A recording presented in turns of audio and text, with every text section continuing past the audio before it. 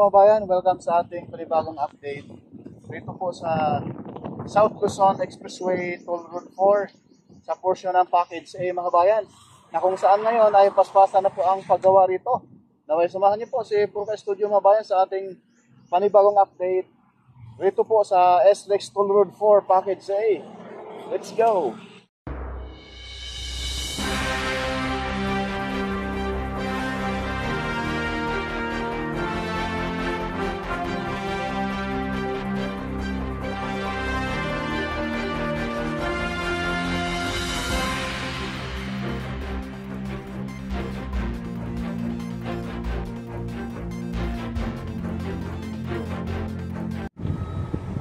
Yan po mga bayan, latest progress rito po sa Package A sa may Santo Tomas, Batangas. Pero itong area na to mga bayan, sako po ito sa Calamba City, Laguna. Pero yung interchange, pinangalan lang nila sa Santo Tomas interchange.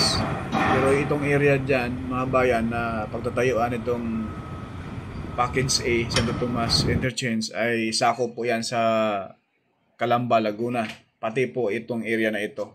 So ayan na po yung alignment natin sa baba. Sa bandang kaliwa, kitang-kita na po natin mga kabayan. Tagos doon sa may umuusok sa dulo. Ayan. Kita nyo yung bundok doon, pinapatag na rin. Kalbo na. No? Ay ang bahay dyan sa bandang kaliwa ay talagang parang matatamaan yan sa gilid. Pati yung poste na yan, no? Yung tapatan na poste. Baka hindi hindi magalaw yung poste na yan, pati yung bahay. Ayan na po yung baba natin mga bayan, ay tumbok na tumbok po rito sa Mount Makiling Pero mga kabayan, pagdating dyan sa pinakatuktok, yung malapit dyan sa usok na yan, pa kanan yung mismong SLEX. Paganyan po mga kabayan, yan, ganyan yan ang style niyan, no? So, yung bundok na yan, yung pinapatag na, unti-unti nang binabawasan yung lupa dyan, tatanggalin yan. Para malibel na po rito sa baba, kung saan tayo nagpalipad ng drone. Ayan. Ayan yung umuusok din sa unahan mga bayan, yan po yung isang geothermal. Dito sa, hindi po natin sure kung sakop pa yan sa Santo Tomas or sakop sa Calamba. So yan na po yung napakalaking bundok, yan na po yung Mount Makiling mga kabayan.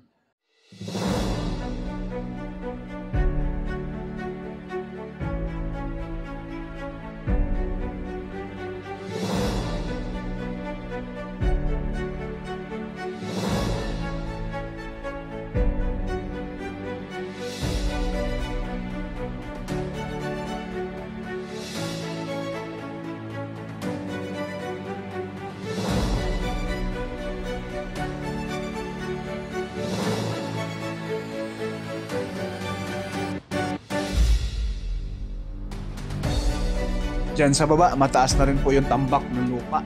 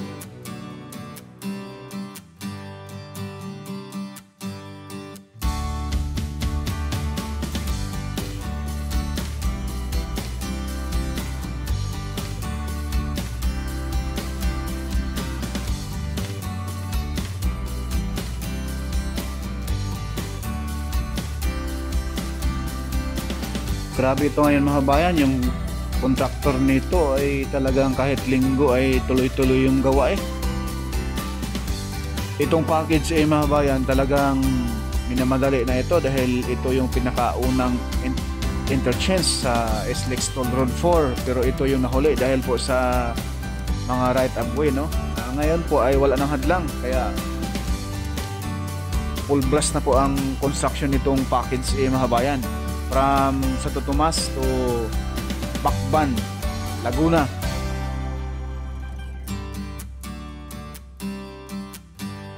Diyan sa unahan mga bayan, ayan na po yung interchange, no, na kung saan magkakaroon ng circle dyan, kagaya doon sa mismong Tiaong interchange na ina-update natin.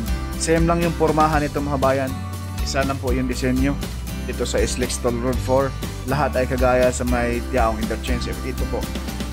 So ito mga bayan, ito po yung Tiaong interchange. Ganito din po ang porma mga bayan dito sa Santo Tomas interchange, Macban, pati sa mismong San Pablo, no? Lahat po ganito ang style mga bayan. So ito po yung latest progress ngayong linggo, March 23, 2025. Paki-like, share at subscribe mga kabayan.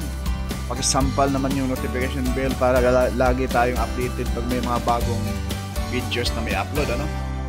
Magkakaroon po rito ng concrete box culvert or tulay kasi subdivision po ito mga bayan. Santa Elena, no?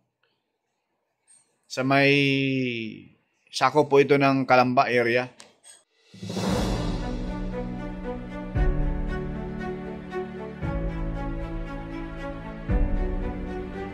Yung baba natin mga bayan, yan po yung SLEX TR3. Papuntang Star Tollway mga bayan, papuntang Batangas City, no?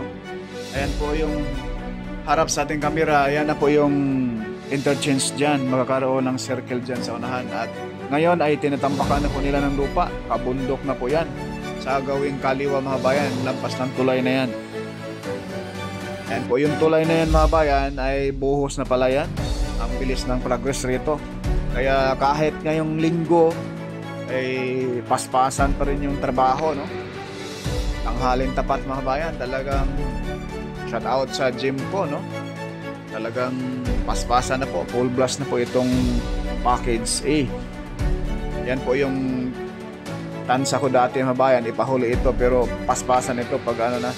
Dahil ang package B mga bayan, C ay doon po ay halos 90%, 95% na po na nalatagan po ng semento. Ayan po. So dito sa A na lang po mga bayan, dahil dito sa package A mga bayan, kahit isang di pa na semento, wala pang na simulan. Kaya ito'y paspasan na kahit linggo may pasok.